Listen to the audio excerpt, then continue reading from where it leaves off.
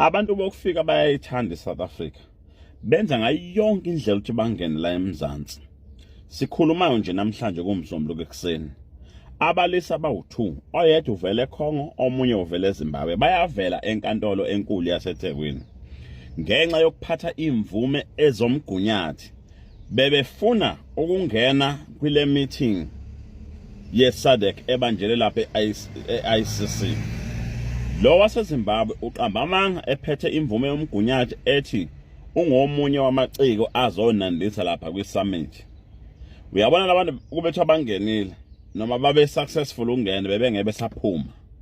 Bebezojabulela ukudla kwamahala, behlala nabo president nani uzokhumbula ukuthi le yanqunguthela ihanjelo wa president kanye nohulumeni wakhona okwamanye amazwe. Kubonakala icishamlilo lapha eBridget Mabanga Justice College la iCommission kaMadlanga ihleli khona. Akacaci kahle lezo cishamlilo zimayelana nani, kodwa esikwaziyo ukuthi uKurt Matlala namhlanje nakusasa uzobethula ubufakazi. Akacaci kahle ukuthi icishamlilo ezishaya iconvoy zibheke lapha zimayelana nani. Zindaba ziyenzeka, silindele ukuzwa ukuthi March and March how far as the day goes, ngoba ithembisile izolo ngestatement sayo ukuthi nayo ngaphandle nje kwale ngqungquthela yeSADC izobe ibambe imarch eququmezelela ama-head of state ukuthi bafowetha not masenihamba nihambe nakho konke okwenu, ngoba sekuphume umnqamla juquke omusha namhlanje ke izolo statement sayo yange-30 September ukuthi lonke ikwelekwele likhona la elingenayo imvume ukubela eMzantsi Afrika malihambe. Uthi ke iMarch and March bengacabanga ukuthi kuzofana njenge-30 njengamanje ba well known, ba well resourced to perform umhla ka-30 wesibili. So I hope ke singama South Africans singayiyela into yokubhacisa abantu abala ngokungemthetho egameni lokuthanda imali, ngoba sibuyisele emuva umsebenzi osuwenziwe kangaka abantu laba bangama leaders balezi inhlangano eziqosha abantu bokufika abalanga ngokungekho emthethweni.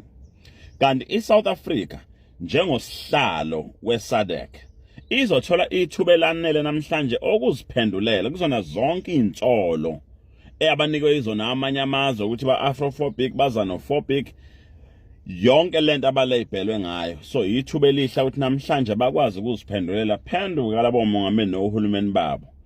Uthi ke uRamaphosa akungabhekwa ukuthi iSouth Africa yenzeni ngabantu abalanga ngokungemthetho.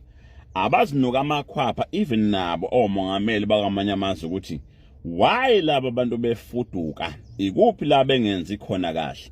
Kade kunokhetho lapha eZambia, abantu bakhona abaneme inhlobo ngalo ukhetho, ngoba baphindisela semuntu labathi abamfuni. Uzoyibona ke lezi zaseSouth Africa ngoba ziyathanda ukuba umlamleli ngaso sonke isikhathi.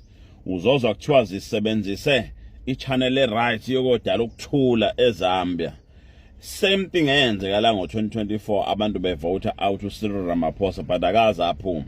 But as the country we managed to find our way and make peace with that. Asazi noma eZambia will the peace reign or not after this election. But asithemba ukuthi ukuhambela kwaba izwe lethu lase-South Africa bazobona how peaceful we stay and also yini esingayifuni la eMzansi. So as the day goes, amehlo ethu azolokhu enjoy kweMadlanga Commission because there's so much juicy stories going on there. KuMadlanga Commission. Isiphumile imininingwane yakwaSicebi umculi kaMaskandi osanda kufihlwa ngeweekend. Wokuthi bonke abantu abanesifiso sokuthi bafake isandla kulomsebenzi ongaka. Ukuthi uSicebe aqedele umuzi wakhe ngoba abantu bebemthanda. So abantu bayacela ukuthi babheke ke ekaMiss Mthembu leyo account bengafaki kwamanye ama-account. So bhuti wakhona ke uphakamisa okukhulu ukubonga kubantu bonke, amathole, amaciko, uhulumeni, omasipala, abamatekisi nakho konke abantu bebekhona bezolekela bezosiza. So ke ningafaki ama-account wrong, ningadlali futhi amaqola azoniqola imali yenu.